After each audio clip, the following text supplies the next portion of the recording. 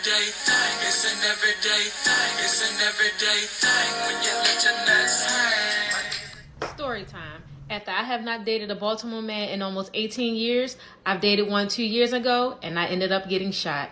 Let me tell you what happened. I know this is not gym related, but a lot of you had watched my last video on my TikTok and wanted to know what happened when I mentioned it. So let me go ahead and tell you. So I will say the last Baltimore man I dated was 18 years ago. And the reason why I said it was 18 years ago, because that was my son's father. And my son is 18 now. And I will say one bad apple does spoil the bunch. So my last serious relationship was 8 years ago, and things did not turn out right because of culture differences. And after that, I said, you know what? I just want to take time out for myself, focus on myself, and figure out what it is that I want to do with my life from this point on.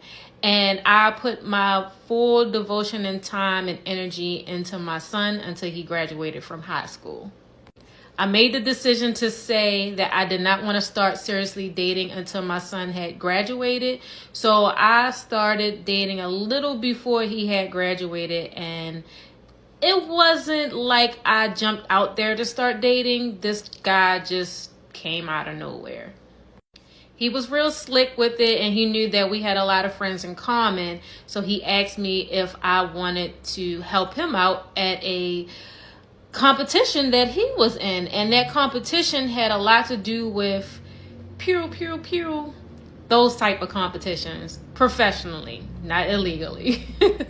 So he needed someone to help record his competition, and I said, okay, cool. I thought I was doing it as friends, but didn't realize it was turning into a date.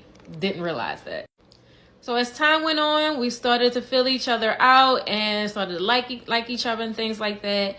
And one day he asked me to come to his competition because he needed somebody to record. And at this time, I was working for Adidas. I was traveling around with Adidas and helping them out with the MLS competition, sports. I don't know nothing about soccer, but I know a lot about Adidas. So I was working with Adidas at the time. They had us traveling and doing a lot of their soccer events with MLS and things like that. I've been doing it all summer long, all that summer long. And I was like, you know what? It's super hot outside and I just don't feel like going. And I told them I did not want to go that day because I wanted to support the new guy I was dating. So I end up going to his competition. It was like super early in the morning, and his competition is usually outside. They do competitions outside and they do competitions inside. And if you know the difference, outside competitions are usually with steel. They with steel, and the inside competitions, they usually shoot with paper. So as they're shooting against the steel, you can hear the bullets flying and it hitting the steel and ricocheting, right? So I'm standing outside a little far back, actually pretty far back, honestly, and all the other competitors were in front of us, and they were all taking their chances to shoot the targets and things like that. And I'm standing in the back with one hand with the camera. Well, actually, the camera was in this hand, and I'm standing in the back with an umbrella as well because, like I said, we were outside and it started raining. So I'm hearing the bullets hit the steel and everything. Ping, ping, ping. And like I said, I'm pretty far back. So everybody's in front of me. All the other competitors are in front of me. I'm standing in the back. All of a sudden, as I'm standing back there and we're getting ready to go to the next Bay Area, I feel this electric shock go from my shoulder all the way down to my hand. And at this moment, I'm thinking that I got struck by lightning. I'm looking up at the sky like, did I just get struck by lightning? I'm looking. Then all of a sudden I hear my, at the time, guy I was dating, scream, ceasefire, ceasefire. Someone's hit, ceasefire. Not realizing that he's talking about me, like I'm not aware of what's going on. Then all of a sudden I lift my arm up, and I feel all of this just electric feeling. Then as I hold my arm up, I turn it this way. I turned it this way, and it was blood just squirting out like a horror movie. And I'm just looking at it like, what just happened? Did I just get shot? So as you can see, where the bullet actually went, it went inside of there, but I had the surgery all here. So the bullet went in there and it never came out and it stayed inside my arm. So at this point, nobody at the competition is panicking. All they cared about was their competition. So they went straight to the next Bay Area to finish their competition. But the guy at the time that I was dating was panicking. I wasn't. Because I know if I panicked, I would bleed out. I didn't know if I was actually shot or if I got a ricochet. So I'm telling him to calm down. They supposed to have a EMT on site. No, they just had somebody trying to give me a Band-Aid. And I'm like telling them, this is something worse than what you guys think. I don't think it was just a nick, a ricochet, a none. I'm thinking I actually got hit. So there's blood everywhere. I had my freaky rees on, y'all. My Reebok Classics, white, with the bubblegum soles. Tore them up with all kinds of blood all over the shoes. And we rushed to the hospital. We get to the hospital. And what happened was the bullet that hit the steel came all the way to the back of the bay where I was and hit me right in the arm. I had my arm down like this. And if I would have moved slightly to the right, it would have hit me right in my torso. And it would have been 10 times worse. And like I said, we get to the hospital.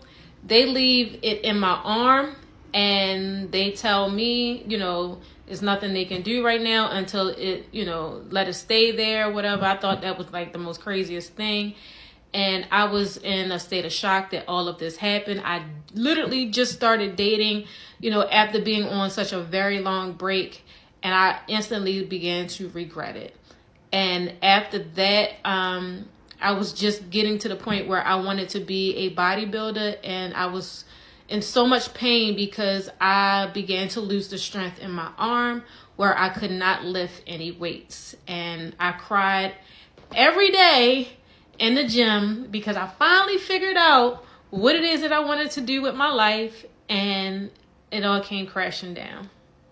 So during the time that I'm going through all of this, the guy that I was dating at the time became very distant. He was not there for me like how I needed him to be emotionally or physically.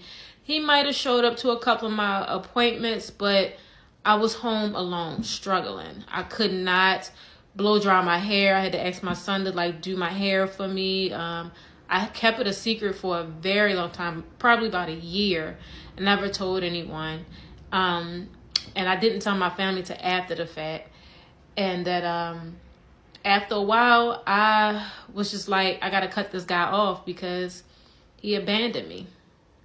So I'm dealing with the pain, the frustration, the struggles of everything behind getting shot on my own. I went and got surgery, and because they left it in, the way that the bullet and the fragment and everything was in my arm, the way it was shaped like a dagger. So the more that I was working out in the gym, the more it was cutting the main nerve in my arm that works the pinky and the index, and the ring finger in my hand. So over time, I get trigger finger and my finger will get stuck. It's now cold outside and I feel all kinds of craziness in my hand. If I just rub my arm up like this, it feels like little spiders are going up my hand. So I'm stuck with this for the rest of my life, as I realized, thinking that, my first surgery was going to fix it all. No. So I had to regain all my strength back in the gym, and which was tough because, like I said, I can't grip anything. I had to get hooks for the gym. And ever since I cut him off, I really heard from the guy ever since. So that's my story of how I got shot after dating and being on a break for so long. And I'm stuck with this for the rest of my life. All right, so it's not that bad. It's not like Baltimore, guys. Like if you, I could see if it was like domestic violence, like how she got shot. I was like, damn, got shot on the first date. Like the coochie must have been trash. I mean, but nevertheless, she went out with a guy who does shooting competitions, and it was an accident.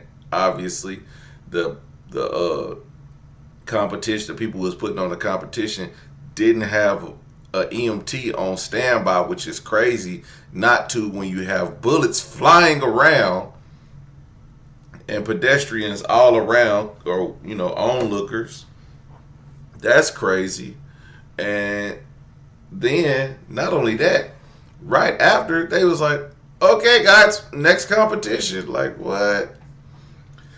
So now I wouldn't necessarily blame Baltimore men for the way that this man handled her after the fact. It's given that he really figured out that he wasn't that into you. It probably had nothing to do with your actual shot, but he probably felt bad that he wasn't gonna call you after that first date anyway. But since you got shot at his competition, he felt obligated to check on you at some point. He never wanted you.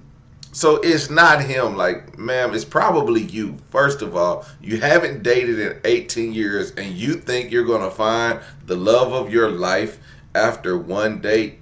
Not going to happen, ma'am. Get out there and meet people. So she's a little oddball, but she's okay. Shout out to her Fit with Sheikah on TikTok. You know, sending her prayers and healing energy. I know it probably won't do much because science couldn't fix it, so let God fix it, okay? Your arm is jacked up for the rest of your life, but I wouldn't blame Baltimore men for that. That was an accident that could have happened to anyone, but we're glad it wasn't any worse than what it already is. It's already bad, but I'm glad it's not worse because honestly, you know, that was a bad experience, not an actual bad date. And then the guy didn't like you enough to continue a relationship, so he just kept you on the sideline just in case you wanted to give him some coochie. So that's it. That's all.